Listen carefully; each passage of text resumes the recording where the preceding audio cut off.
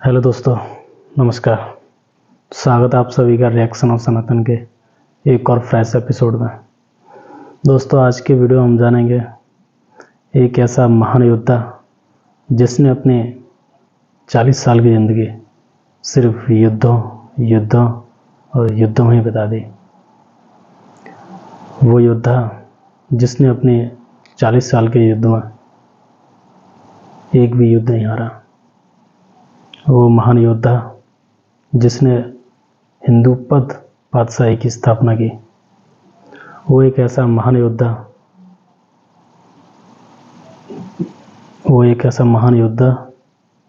जिससे मुगल राजा कांपते थे।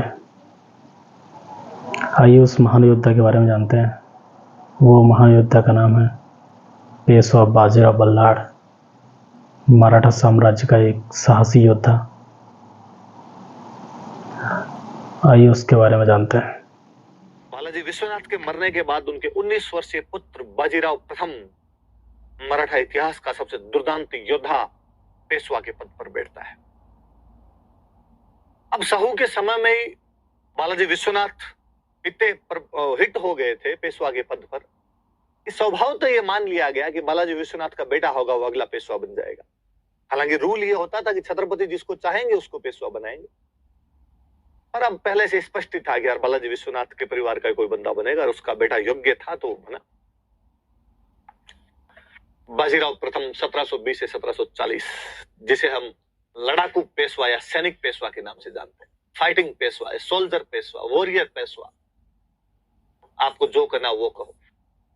हम कहें कि महाराज छत्रपति शिवाजी मराठा साम्राज्य के संस्थापक थे, लेकिन इस साम्राज्य को दोबारा किसी ने अपनी ऊंचाइयों पर पहुंचाया था तो बाजीराव प्रथम। हम कहते हैं मराठा साम्राज्य के दूसरे संस्थापक, second founder of Maratha empire. बंदे ने कहा कि मैं महाराज शिवाजी के उस लक्ष्य को पूरा करूंगा। जब महाराज शिवाजी ने कहा था कि हम हिंदू पद पादशाही की स्थापना करेंगे, वो नहीं कर सके थे, मैं पूरे देश में हिंदुओं का राज्य स्थापित करूंगा। तो हिंदू पद पादशाही यह उदाहरणा देने वाला बंदा, इसका संस्थापक कोई था तो बाजीराव थे। हिंदुओं का राज्य होगा तो उसमें गाय नहीं काटी जाएगी, उसमें ब्राह्मणों का सम्मान होगा। और पेशवा खुद ब्राह्मण थे, जिनका मैं गो ब्राह्मण रक्षक हूं, गायों की और ब्राह्मणों की रक्षा करूंगा। गो ब्राह्मण रक्षक, 4 उपाधियां याद रखना है। लड़ाकू पेशवा या सैनिक पेशवा, मराठा साम्राज्य का दूसरा संस्थापक, गो ब्राह्मण रक्षक और हिंदू पद पादशाही का संस्थापक। महाराज शिवाजी के कदमों पर चला और महाराज शिवाजी के लड़ने का तरीका था गुरिल्ला, छापामार युद्ध प्रणाली। ठीक वही युद्ध प्रणाली इसने अपनाई, छापामार युद्ध प्रणाली या गुरिल्ला वॉर टैक्टिक जो थी उसका अनुसरण किया साथ में। अब उसके अनुसरण से क्या क्या किया बताते हैं, पढ़ते हैं। बाजीराव घोड़े के ऊपर, क्या शानदार पूना के अंदर लगी हुई उनकी फोटो है, भाला लिए हुए बाजीराव अपने घोड़े पर दौड़ते हुए जा रहे हैं। बंदा 20 साल तक पेशवा रहता है। 20 साल की उम्र में लगभग बने थे, 19-20 साल की उम्र में, और 40 साल की उम्र में मृत्यु हो गई थी। 1720 में बनते और 1740 में मृत्यु हो जाती है। पर इन 20 सालों के दौरान बाजीराव रुका नहीं था, लगातार लड़ा था। उसका जीवन सैनिक कैंप के अंदर ही बीत गया था पूरी तरीके से। बाजीराव की लड़ाई होती है। उधर जब मराठे पावरफुल होते जा रहे हैं, 1719 में जब मुगलों से समझौता करके कह देते हैं कि हम तो पूरे साउथ से ही चौथ और सरदेशमुखी लेंगे, तो साउथ में एक नया व्यक्ति अपना राज्य बढ़ाता जा रहा है, चिनकिलिच खान, जो हम पढ़ते हैं कि मोहम्मद शाह रंगीला के टाइम में हैदराबाद के एक नए राज्य की स्थापना कर देता है। अब स्वभावता था कि दक्षिण की शक्ति मराठे और दक्षिण में चिनकिलिच खान को अपना साम्राज्य बढ़ाना है, तो इन दोनों के बीच में लड़ाई होती है। बाजीराव और चिनकिलिच खान के बीच में लड़ाई होती है। हैदराबाद का नवाब है चिनकिलिच खान, हमने पढ़ा है पहले। इन दोनों के बीच में बैटल ऑफ पालखेड़ा 1728 में पालखेड़ा का युद्ध हुआ। बाजीराव चिनकिलिच खान को हरा देता है और चिनकिलिच खान को हराने के बाद उससे संधि की जाती है। उस संधि का नाम है मुंगीसियू गांव की संधि। और मुंगीसियू गांव की संधि के अंदर बाजीराव बाकायदा लिखवा लेता है कि हम तुमसे चौथ लेने का अधिकार रखते हैं। सिंपल 2 बातें याद रखनी है। पालखेड़ा का युद्ध किस किस के बीच में हुआ? तो मराठा पेशवा बाजीराव और हैदराबाद के निजाम, आपके निजामुल मुल्क या निजाम चिनकिलिच खान के बीच में 1728 में। कौन जीता? तो बाजीराव जीते। युद्ध के बाद कौन सी संधि हुई? तो मुंगीसियू गांव की संधि। यदि आपने संजय लीला बंसाली वाली बाजीराव मस्तानी मूवी देखी हो तो उसमें एक सीन है, जिसमें एक व्यक्ति ऊंचे से सिंहासन पर बैठा हुआ है, आगे दो शेर बांध रखे हैं उसने, लंबी सी दाढ़ी है उस व्यक्ति की, वो चिनकलिज खान है, हैदराबाद का निजाम है। आपने और देखा होगा कि बाजीराव उससे संधि करने के लिए जाता है, बाजीराव सामने उसके जाके बैठता है और चिनकलिज खान कहता है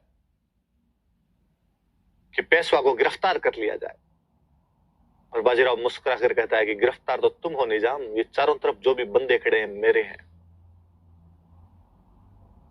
और फिर वहां पर उन दोनों के बीच में संधि होती है। वो जिस संधि का सीन है वो ये मुंगी शिव गांव की संधि है।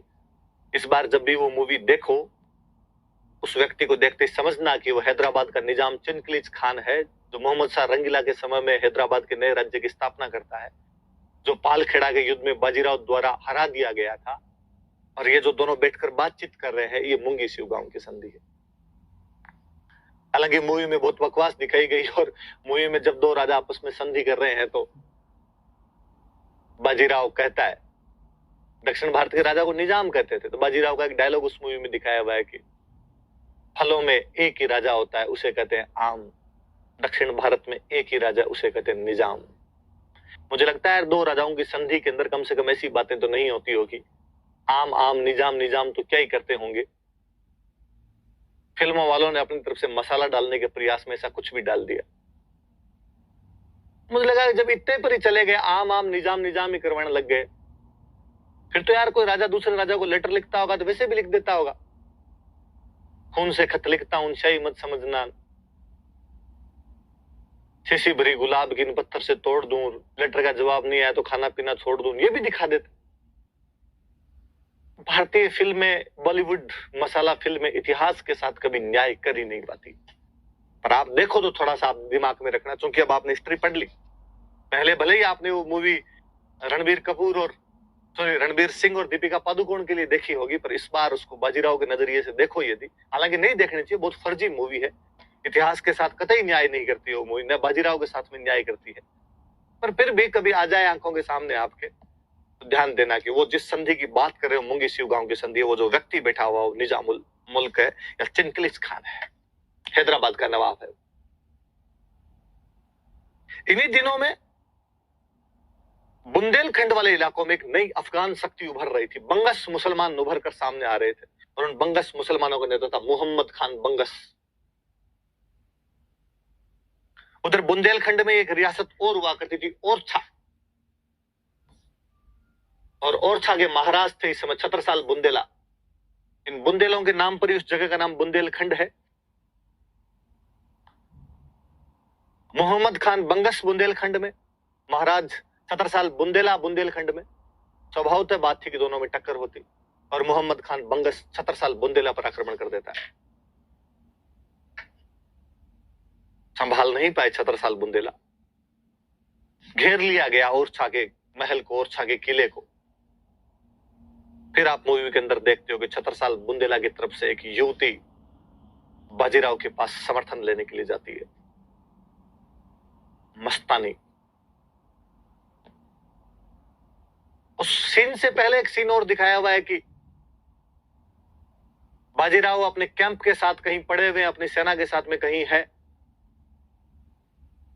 और एक व्यक्ति आगे बाजीराव को कहता है कि पेशवा क्या आज्ञा है हमारे लिए। और पेशवा कहते हैं कि अब हम सतारा चलेंगे, जाकर छत्रपति से भेंट करेंगे। सेना सतारा जाने की तैयारी कर रही होती है,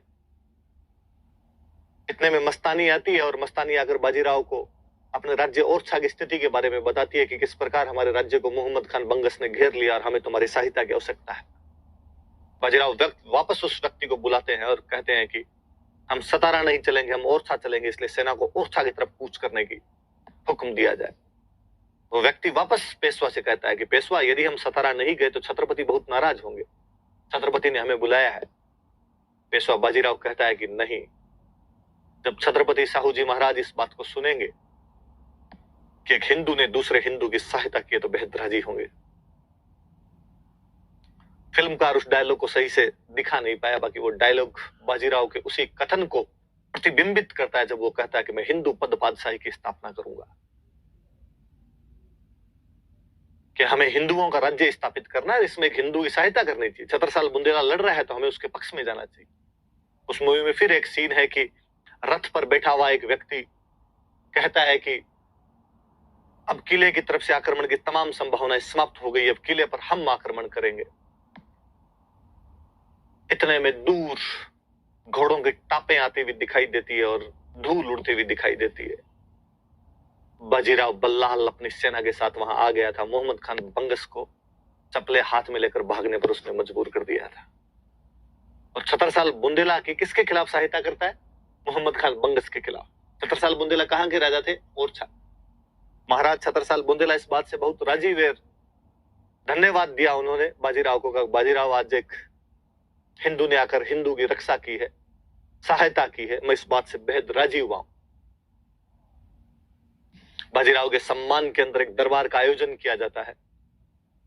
फिर उस मूवी में एक सीन देखते हो कि बीच में महाराज छत्रसाल बुंदेला बैठे हैं, एक तरफ पेशवा बाजीराव बल्लाल बैठे हुए हैं और साइड में एक तरफ छत्रसाल बुंदेला की रानी बैठी हुई है। दरबार में डांस का प्रोग्राम होता है, मस्तानी वहां पर डांस करती है। फिल्मकार फिर यहाँ पर एक गलती करता है कि पहले किसी सीन के अंदर वो छत्रसाल बुंदेला की बेटी के रूप में मस्तानी को दिखाता है कि मस्तानी के पिता छत्रसाल बुंदेला है, और फिर वहां पर डांस करवाता है। मुझे लगा कि दोनों में से एक बात दिखाई जानी चाहिए थी। या तो तुम यही दिखा देते कि वो छत्रसाल बुंदेला की बेटी है, भले ही वो किसी महिला से, भले कोई एक नाचने वाली महिला थी उससे वो बेटी हुई हो, तो यदि तुम पिता दिखा रहे हो तो डांस मत करवाते। क्योंकि भारतीय संस्कृति इतनी दूषित तो नहीं हो पाई थी कि कोई पिता किसी मेहमान के आने पर अपनी बेटी को कहे कि भाई थोड़ा मुजरा दिखा दिया जाए।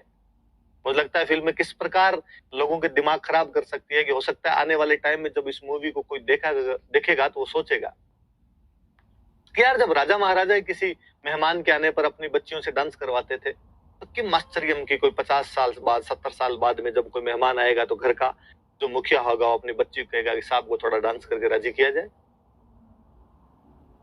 डांसर की बेटी थी, डांसर ही थी, मस्तानी डांस करती है वहां पर।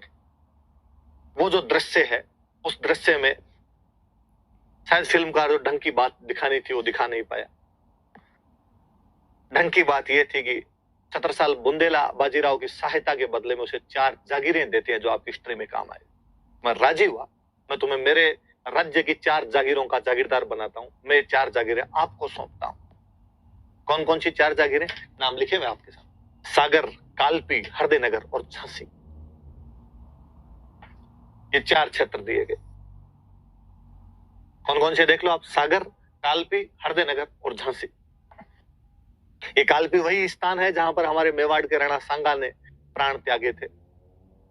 झांसी, जिसको आप रानी लक्ष्मीबाई के नाम से जानते हैं, बुंदेलखंड के बीच में एक जगह है झांसी, जो किसी समय छत्रसाल बुंदेला के पास में थी, लेकिन बाद में उसने मराठा बाजीराव को दे दी थी। इसीलिए आप गीत सुनते हो कि बुंदेले हर बोलों के मुंह हमने सुनी कहानी थी, क्योंकि झांसी बुंदेलखंड का हिस्सा है। कौन कौन सी 4 जगह दी गई? सागर, कालपी, हरदेनगर और झांसी। और बाजीराव हरदेनगर लेता है, लेकिन अपना हरदे वहीं छोड़ देता है। हरदे मस्तानी ने छीन लिया था। कालांतर में मस्तानी भी बाजीराव को दे दी जाती है कि आप इसको भी लेकर जा सकते हैं। उस समय जब मुगलों का साम्राज्य ढह रहा था, तो भारत में समुद्री शक्ति के रूप में कुछ विदेशी शक्तियां उभर रही थी।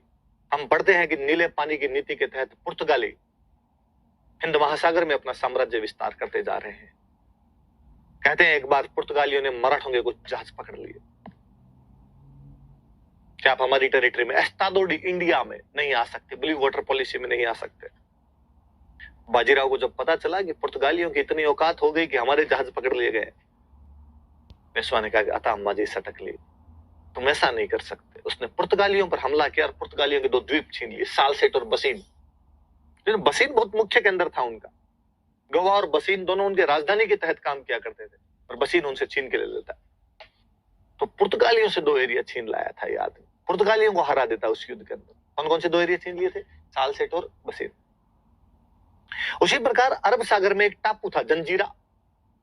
उस टापू पर एक अफ्रीकन हबसी जनजाति रहती थी, सिद्धि, पायरेट्स ऑफ द कैरेबियन, समुद्री लुटेरे, जो समुद्र में जाने वाले जहाजों को लूट लिया करते थे। वो सिद्धि उस जंजीरा के टापू पर रहा करते थे। अफ्रीकन हबशी थे जो किसी समय अहमदनगर राज्य की सेवा में काम करने के लिए आए थे, लेकिन कालांतर में वो अपना स्वतंत्र अस्तित्व बनाकर समुद्र में जहाजों को लूटने का काम शुरू कर देते। और एक बार सिद्धियों ने मराठों के जहाजों पर हाथ डाल दिया। बाजीराव गया और उसने सिद्धियों से मुंह में तिनका देकर माफी मंगवाई। सिद्धियों ने सरेंडर किया। काली गाय है तेरी, धूड़ खाई इस बार, आइंदा से अभी कभी ऐसा नहीं करेंगे। कालांतर में सिद्धि हमारे भारत के अंदर ही बस गए। गुजरात के अंदर अब भी इनके कई परिवार रहते हैं, वैसे थोड़े अफ्रीकन टाइप के से लगते हैं। हार्दिक पंड्या की दादी या नानी इन सिद्धियों में से कोई एक है। मैं भूल रहा हूं कौन है, पर एक लीनेज इन सिद्धियों से कहीं से आती है, उसके परिवार के किसी एक महिला की। इसलिए आपको उसमें वैसे ही गुण से दिखाई देते हैं। आपको इंडियन कम और वेस्ट इंडीज या अफ्रीकन का सा ज्यादा लगता है, तो सिद्धि याद रखना। ये वो समय था जब बाजीराव अपनी शक्तियों को बढ़ाता जा रहा था और एक दिन मराठों ने अवध के आसपास में अटैक करने की कोशिश की। सादत खान अवध का नवाब हुआ करता था। वहां उसकी सेना बड़ी थी, इसलिए मराठे अटैक करते नहीं, वापस चले जाते। मराठों को लगा पंगा भारी पड़ जाएगा, अपने कम है ज्यादा, इसलिए मराठे आए अटैक करने के लिए, तो चले गए। सादत खान ने मोहम्मद शाह रंगीला को ये बात नमक मिर्च लगा के भेजी थोड़ी, और उसने कहा कि मराठे आए थे पर मेरे डर से चले गए, मराठों में अब कोई ताकत नहीं बची है। बाजीराव को जब पता चला कि आजकल मुगलों को ये लगने लग गया कि हम तो कुछ भी नहीं है, 1737 में मात्र 500 घुड़सवारों के साथ बाजीराव दिल्ली की तरफ कूच करता है।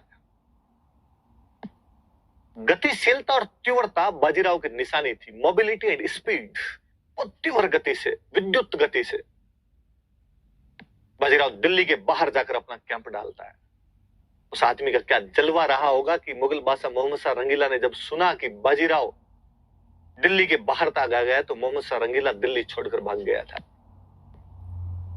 बाजीराव दिल्ली में घुसा ही नहीं। दिल्ली के 3 दिन बाहर शिकार खेलकर वापस आ गया था, लेकिन इस बात ने मुगलों के खोखलेपन को प्रकट करके रख दिया था कि मुगल किस कदर खोखले हो चुके हैं कि वो मात्र 500 घुड़सवारों के साथ आए हुए मराठा पेशवा का सामना नहीं कर पाया। कहते हैं हालांकि फिर उसको लोगों ने चढ़ाया कि आप मुगल बादशाह से कैसे डर सकते हो। उसने एक बार फिर हैदराबाद के निजाम को भेजा कि तुम जाओ और मराठों का पीछा करो। भोपाल के अंदर मराठों से निजाम युद्ध लड़ता है।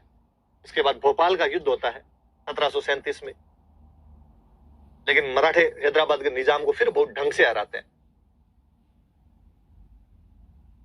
चीजें क्लियर थी, आसमान साफ था कि अब जो नई शक्ति है वो कौन है, तो मराठे हैं।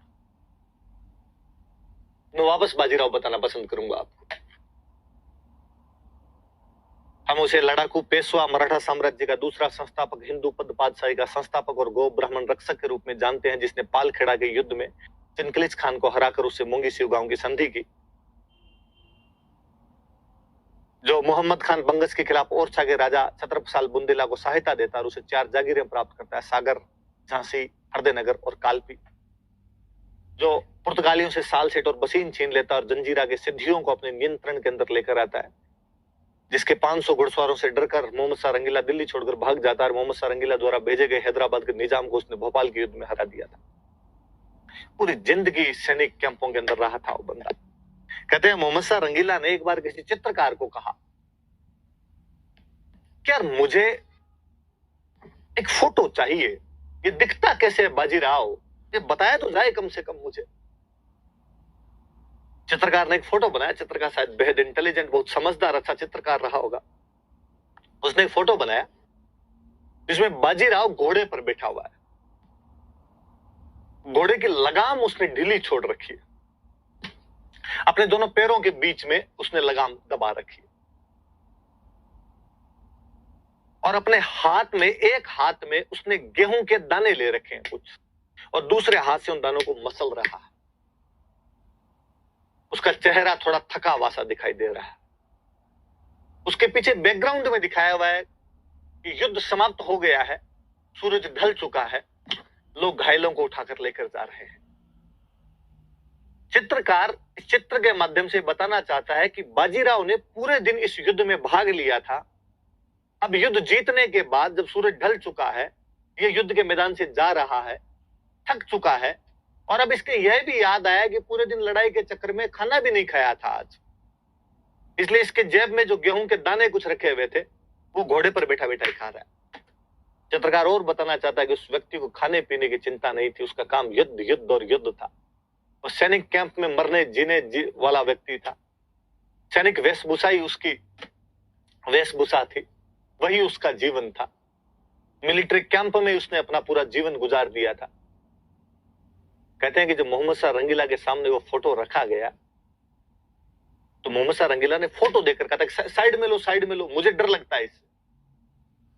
मोहम्मद शाह रंगीला उसका चित्र देखकर डर गया था। बहुत अच्छा स्टेटमेंट है। कहा जाता है कि उसने कहा था, वो छत्रपति साहू को कहता है, साहू छत्रपति, डायलॉग देखिए आप। बाजीराव ने छत्रपति साहू से कहा, अब समय आ गया है कि हम विदेशियों को भारत से बाहर निकाल दें। ध्यान दीजिए इस बात पर आप, हम विदेशियों को भारत से बाहर निकाल दें। विदेशी कौन? मुगल। ये विदेशी हैं, हमारे भारत के नहीं। अब समय है कि हम इनको निकाल दें और हिंदुओं के लिए अमर कीर्ति प्राप्त कर लें। हिंदू पद पादशाही की स्थापना करें, हम कब्जा करें यहां पर। आओ हम इस पुराने वृक्ष के खोखले तने पर प्रहार करें। पुराना वृक्ष मुगल बादशाह, मुगल साम्राज्य, जिसका तना खोखला हो चुका है एकदम। पुराने वृक्ष के खोखले तने पर प्रहार करें, शाखाएं तो खुद ही गिर जाएगी। तना खोखला हो चुका है, शाखाएं वैसे ही गिरने वाली है। बीच में प्रहार किया जाए, ध्वस्त कर देंगे हम। हमारे प्रयत्नों से मराठा पताका कृष्णा नदी से अटक तक फहराने लगेगी। वास्तव में जो एग्जैक्टली हम डायलॉग ज्यादातर पढ़ते हैं वो पढ़ते हैं अटक से कटक तक। अटक का मतलब वही हुआ, अटक तो इसमें भी लिखा हुआ, देख लो आप।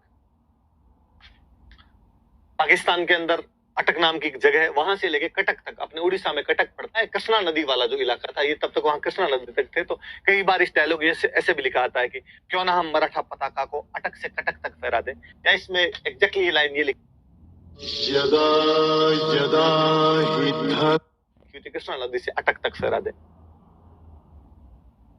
साहू रिप्लाई के अंदर कहते हैं उसको, छत्रपति है साहू, साहू कहते हैं इसको, you shell plant it beyond the Himalayas. कहां अटक? मुझे लगता है तुम हिमालय के पार गाड़ दोगे। अफगानिस्तान की हिंदू कुश की पहाड़ियों तक, जहां तक कभी प्राचीन भारत का साम्राज्य विस्तृत हुआ करता था, तुम उसके भी पार चले जाओगे। You are indeed a noble son of a worthy father. तुम सच में अपने योग्य पिता के योग्य पुत्र हो। जितने योग्य तुम्हारे पिता बालाजी विश्वनाथ थे, उतने योग्य तुम हो, और मुझे पूरा विश्वास है कि तुम ऐसा कर दोगे। पर मेरा ध्यान हमेशा, बहुत सिंपल सा डायलॉग अक्सर कई बार पूछ लिया जाता है कि किस पेशवा ने कहा था कि हम अटक से कटक तक मराठों का झंडा फहरा देंगे? बाजीराव प्रथम। पर मेरा ध्यान जाता है हमेशा कि कटक तो मान लिया मैंने इधर कि बंगाल की खाड़ी आ जाती है, और बंगाल की खाड़ी के बाद हम मानते थे कि आगे वाला इलाका हमारा नहीं है, बंगाल की खाड़ी तक हमारा है। पर अटक बाउंड्री क्यों है? और इस अटक को केवल मराठों ने नहीं कहा है। आपको कई एग्जाम्पल बताऊं। राजस्थान हिस्ट्री में कहीं मैंने आपको पढ़ाया होगा कि चौहानों का एक राजा हुआ था विग्रहराज चतुर्थ, जिसने का अभिलेख लगवाया दिल्ली शिवालिक का अभिलेख, जो वास्तव में अशोक के टोपरा अभिलेख के नीचे लिखा हुआ है। और उसमें विग्रहराज चतुर्थ कहता है कि मैंने तुर्कों को आर्यावर्त से निकाल दिया। आर्यावर्त मतलब हिंदुस्तान, भारत। मैंने तुर्कों को या मल्लेच्छों को, मल्लेच्छ कहता हूं उनको, मैंने मल्लेच्छों को आर्यावर्त से निकाल दिया है। मैंने आर्यावर्त को मल्लेच्छों से रहित कर दिया है। तथा मैं अपने उत्तराधिकारियों को कहना चाहूंगा कि वो इनको अटक नदी तक सीमित रखे। मतलब वो भी कहीं ना कहीं कह रहा है कि हमारे भारत की बाउंड्री अटक नदी तक जाती है और इनको वहीं तक रखना है, इनको आगे नहीं आने देना, वहीं तक रहने चाहिए, ये अटक नदी तक ही रहने चाहिए। ऐसा विग्रहराज चतुर्थ अपने अभिलेख के अंदर कहता है। मैं फिर एक बात बताऊं आपको। 1569 में बूंदी का राजा सुरजनहाड़ा अकबर के साथ संधि करता है। हम राजस्थान जीके में वापस पढ़ते हैं। और सुरजनहाड़ा उस संधि में अकबर से एक लाइन लिखवाता है कि चूंकि मैं संधि कर रहा हूं तो तुम्हारा मनसबदार रहूंगा, तुम्हारे सेनापति के रूप में तुम मुझे कहीं भी भेज सकते हो, मैं लड़ने के लिए जाऊंगा, पर मैं अटक क्रॉस नहीं करूंगा। फिर अटक नदी है। कालांतर में बीकानेर के एक राजा हुए कर्ण सिंह, जिनको एक उपाधि मिली हुई जंगलधर बादशाह, वो उपाधि उनको बाकी हिंदू राजाओं ने उस अटक नदी के किनारे दी थी। सिंधु की एक सहायक नदी है अटक। कहते हैं हमारी सिंधु लगातार पहाड़ों में चलती है, सबसे पहले प्लेन के अंदर आती है तो अटक नाम की जगह पर आती है, जहां पर एक अटक नदी भी उससे आकर मिलती है। और कहते हैं औरंगजेब राजस्थान के सभी राजाओं को अटक क्रॉस करवा के उधर ले जाकर मुसलमान बनवाना चाहता था। ये बात जब राजाओं को पता चली तो उन्होंने कर्ण सिंह के नेतृत्व में अटक नदी पर विद्रोह कर दिया, औरंगजेब की सारी नावें तोड़ दी और सब राजाओं ने नारे लगाए कि हमारा बादशाह औरंगजेब नहीं है, हमारा बादशाह बीकानेर का राजा कर्ण सिंह है, इसलिए इसको जंगलधर बादशाह कहा जाना चाहिए। फिर बाजीराव कहते हैं कि हम हमारी पताका अटक से आपने करा देंगे। कितनी महानता के साथ पेशवा बाजीराव बल्लाळ लड़े, कितना बड़ा योद्धा। हमको पता ही नहीं, हम पढ़ते ही अपने इतिहास के बारे में, बस हमें वही पढ़ा जाता है मुगलों के बारे में, उसने ये किया उसने ये किया, हमें हमारे इतिहास के बारे में बताया नहीं जाता। और ना हम पढ़ते, तो हमें अपने इतिहास के बारे में पढ़ना चाहिए ताकि हमको पता चले कि हमारे महान योद्धा कितने वीरता से लड़े। ऐसे ही कोई भी कह देता है हमसे कि मुगलों ने हम पर 800 साल तक 900 साल तक राज किया। किसी भी मुगल ने भारत पर कभी भी एक दिन राज नहीं किया। हमारे महान योद्धा देश के किसी न किसी कोने में हमेशा लड़ते रहे, लड़ते लड़ते मर गए, सर नहीं झुकाया, सर कट गया लेकिन झुकाया नहीं। तो कोई हमसे ये ना कहे कि भारत पर मुगलों ने 800 साल तक राज किया, एक दिन राज नहीं किया, हमने उनको करने नहीं दिया, लड़ते रहे हमारे पूर्वज। तो दोस्तों आज के लिए इतना ही। वीडियो अच्छी लगे तो वीडियो को लाइक करना, चैनल को सब्सक्राइब जरूर करना और अपने कमेंट बॉक्स में अपने विचार जरूर लिखिए। आज के लिए इतना ही, मिलते हैं नेक्स्ट वीडियो में। तब तक के लिए जय हिंद, वंदे मातरम, सत्य सनातन वैदिक धर्म की जय।